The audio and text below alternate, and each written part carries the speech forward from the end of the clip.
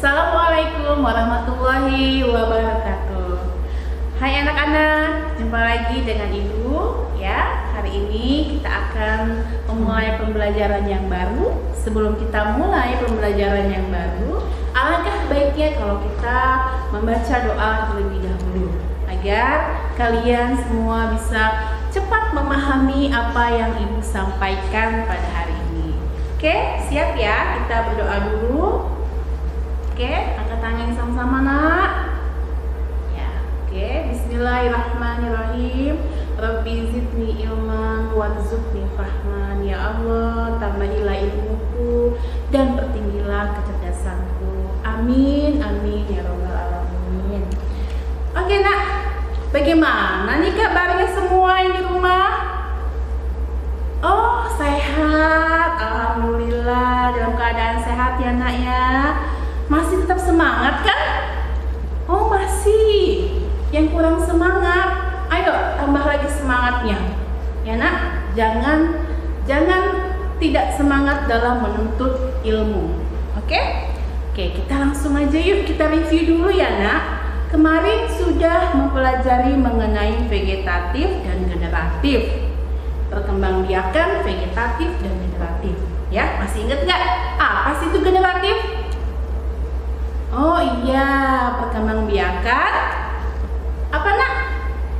Bertemunya sel telur dengan sel kelamin jantan. Pinter. Kalau vegetatif? Apa vegetatif? Perkembangbiakan?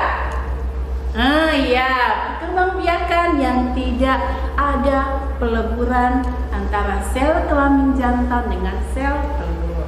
Ingat berarti ya, hebat.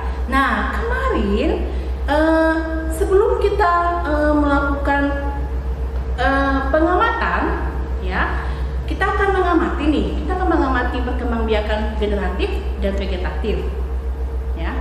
Pengamatan ini dilakukan tujuannya apa nak? Tujuannya adalah untuk mendapatkan informasi yang apa? Yang sebenarnya, fakta ya, seperti itu. Jadi pengamatan ini dilakukan tujuannya untuk mendapatkan informasi yang sebenarnya atau kita sebut dengan fakta, bukan yang rekaan. Nah sebelum kita melakukan pengamatan, lebih jelasnya Ibu akan jelaskan lagi nih, apa sih laporan hasil pengamatan?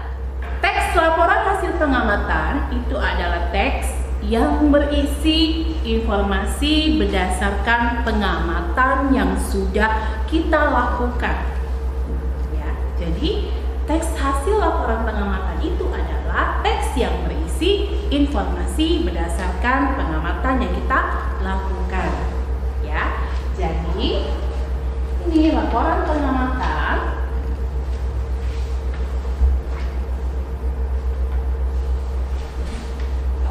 Pengamatan itu adalah informasi di dalamnya.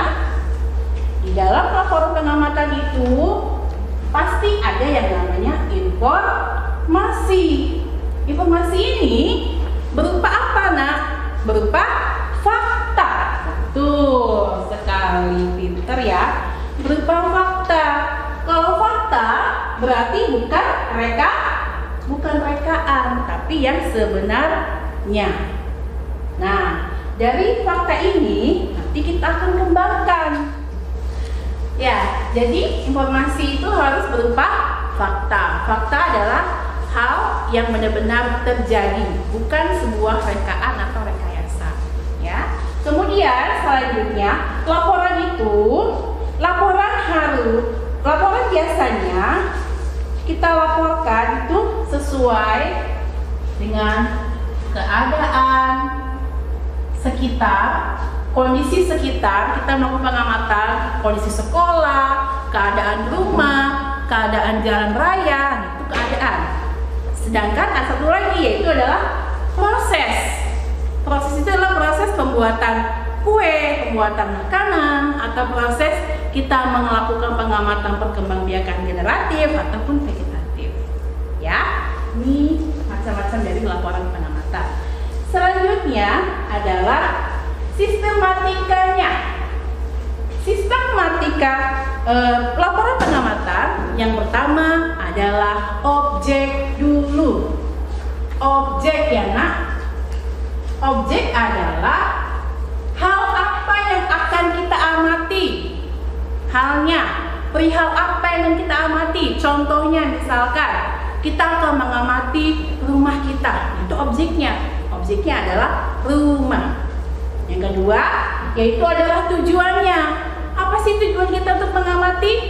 Misalkan ingin mengetahui kondisi keadaan rumah kita sekarang. Kemudian mengetahui apa saja sih isi rumah kita, itu tujuannya. Ya. Selanjutnya setelah objek dan tujuan, yaitu ada waktu dan tempat.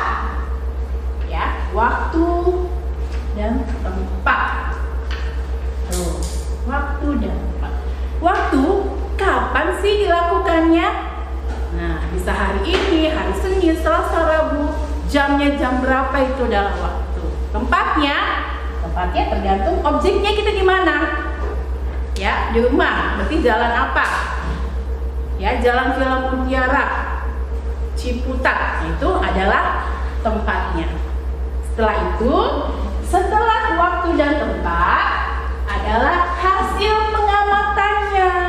Kita sudah mengamati tempatnya, sudah mengamati kondisinya. Oh, kondisinya begini. Ternyata rumahnya besar. Ternyata rumahnya terdapat banyak pepohonan dan segala macam. Nah, ini hasilnya. Kita tampilkan hasil pengamatannya beserta nama. Apa itu nama? Nama kita, nama pengamatnya. Siapa yang mengamati? Nah, tulis namanya di sini. Oke?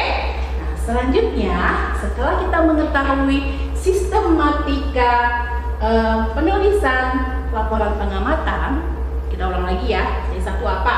Objek. Kedua, tujuan. Ketiga, waktu. Keempat, tempat. Kelima, hasil. Yang terakhir adalah nama pengamat. Ya, paham sampai sini nak? Oh, paham. Bagus. Selanjutnya kita akan mengetahui bagaimana cara kita menyimpulkan atau membuat kesimpulan dari hasil pengamatan yang sudah kita lakukan. Jadi kita sudah buat laporan pengamatannya, kita sudah buat hasilnya, kemudian terakhir adalah kita buat kesimpulannya. Ya, kita buat kesimpulannya. Kesimpulan. Apa sih itu kesimpulan, nak? Coba ada yang tahu tidak? Kesimpulan adalah pendapat akhir dari hasil pengamatan yang sudah kita buat. Itu kesimpulan. Ya, jadi tidak perlu panjang, singkat, padat, dan jelas. Itu menyimpulkan. Caranya menyimpulkan adalah satu, kita wajib membaca dulu. Membaca apa sih, Bu? Nah, membaca laporan pengamatannya. Kalau tidak dibaca, mana tahu kita isinya apa, ya kan? Nah, pertama kita baca dulu langkah utamanya dari awal sampai akhir laporan hasil pengamatannya. Setelah itu, setelah kita baca, kita tentukan dulu apa, nak? Ide pokok. Pinter. Apa sih ide pokok itu, nak? Pikiran utama. Ya, dalam satu paragraf itu ada satu yang namanya ide pokok. Ide pokok bisa di awal, bisa di akhir. Namanya apa ya? Kalau yang di awal namanya deduktif. Tuh, masih ingat ya? Deduktif. Kalau di akhir namanya induktif. Ya, ide pokok itu ada dalam satu paragraf. Bisa di awal namanya deduktif, bisa di akhir namanya induktif. Paham sampai sini, nak? Iya, bagus. Sekarang setelah kita membaca, setelah kita menentukan ide pokok, langkah selanjutnya adalah mencatat catatan penting. Yang penting yang mana ya? Kita garisin tuh biasanya, kita garisi. Setelah kita garisi, kita tulis catatannya. Nah, setelah kita tulis catatannya, nah yang paling terakhir adalah menggabungkan ide pokok dan catatan penting. Menggabungkan ide pokok tadi dengan catatan penting, jadilah satu kalimat yang disebut dengan kesimpulan. Paham sampai sini, nak? Paham ya? Insya Allah paham ya? Mudah kok ya. Jadi setelah kita baca, baru kita tentukan ide pokoknya. Setelah baca ide pokoknya, baru kita tentukan catatan pentingnya. Setelah itu digabungkan, jadilah kesimpulan. Kesimpulan adalah tadi apa? Ulangi lagi. Pendapat akhir dari hasil pengamatan. Ya, seperti itu. Jadi kita review lagi yuk. Kali ada yang lupa, coba. Ya, tadi teks apa pengamatan apa namanya, nak? Apa, nak? Teks yang isinya apa? Informasi, betul. Informasi ini berupa apa? Fakta, ya, fakta. Berarti bukan rekaan atau rekayasa. Kemudian laporan pengamatan, kita melakukan apa saja? Boleh apa saja? Boleh keadaan atau kondisi tempat, atau boleh proses. Bisa. Kita pilih salah satu yang mana. Kemudian sistematikanya, satu, harus ada objeknya. Hal yang mau diamati itu yang mana? Namanya objek. Tujuannya apa kita melakukan pengamatan itu? Yang ketiga, waktunya kapan, tempatnya di mana, dan kita tulis hasil pengamatan kita. Setelah itu baru kita tulis nama kita sebagai pengamat. Ya, ini langkah-langkah kita untuk membuat laporan pengamatan. Nah, selanjutnya sebelah sini adalah langkah-langkah kita membuat kesimpulan. Kesimpulan dari hasil pengamatan yang sudah kita buat. Kita sudah buat nih laporannya, sudah jadi. Terus kita menyimpulkan. Nah, caranya ini. Satu, baca dulu hasil pengamatan yang kamu sudah buat. Kedua, tentukan dulu ide pokoknya. Ide pokok itu bisa di awal deduktif, bisa di akhir induktif. Setelah buat ide pokok, kita menentukan catatan pentingnya. Dicatat atau digarisi, kemudian digabungkanlah dengan ide pokok, jadilah kesimpulan. Sampai sini paham ya, nak? Insya Allah paham. Kan anak-anak ibu kan pintar, hebat, ya kan? Harus hebat ya, nak? Oke, selanjutnya kita akan gabungkan dengan vegetatif dan generatif. Ya, untuk kalian di rumah nanti dengan mama, dengan papa, dengan kakak, dengan adik, semuanya diajak boleh melakukan pengamatan. Mengamati apa sih, Bu? Mengamati perkembangbiakan generatif atau vegetatif. Kalian boleh pilih salah satu. Ya, nak, bisa generatif, bisa vegetatif. Nah, pengamatan itu dilakukan di rumah bersama orang tuamu, bersama keluargamu untuk menghasilkan yang namanya laporan hasil pengamatan. Bisa ya? Bisa dong, kan sudah Ibu jelaskan. Ya, jadi nanti kalian buat perkembangbiakan generatif. Kemarin tadi apa? Generatif tadi apa? Terjadinya peleburan antara sel kelamin jantan atau spermatozoid dengan sel telur punya betina. Bertemulah.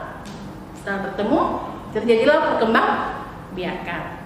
Kalau vegetatif, kebalikannya, tidak ada terjadinya peleburan sel telur dengan sel kelamin jantan. Contohnya apa sih? Masa lupa? Generatif apa contohnya? Vegetatif apa contohnya? Ya, jadi nanti kalian buat di rumah laporan pengamatannya, perkembangbiakan generatif dan vegetatif. Kalian buat laporannya seperti ini, kemudian kalian simpulkan. Ya, oke nak? Sampai sini paham ya sayangnya? Nah, kok susah sih Bu? Nggak susah. Kalian buat di rumah bersama mama, bersama ayah, bersama nenek. Bisa nenek bantuin sama nenek, sama kakak pun bisa. Ya, jadi tidak ada kata tidak bisa sebelum mencoba. Oke? Jadi tetap di rumah, tidak perlu kemana-mana, karena di rumah sekitar pun kalian pasti ada yang namanya bunga untuk generatif dan yang lainnya untuk vegetatif. Oke nak? Untuk hari ini cukup sekian ya nak. Semoga apa yang Ibu sampaikan materi ini kalian bisa serap dengan baik, sehingga kalian bisa mempelajarinya lebih baik lagi. Oke? Cukup ya nak? Kalau ada pertanyaan, nanti kita tanya jawab lagi di pertemuan berikutnya. Oke, cukup untuk hari ini. Terima kasih banyak semuanya. Tetap jaga kesehatan dan jangan lupa untuk selalu menjaga kesehatan dan kebersihan dimanapun kalian berada. Oke, cukup sekian dari Ibu. Terima kasih. Mohon maaf jika ada salah-salah kata dari Ibu. Wassalamualaikum warahmatullahi wabarakatuh.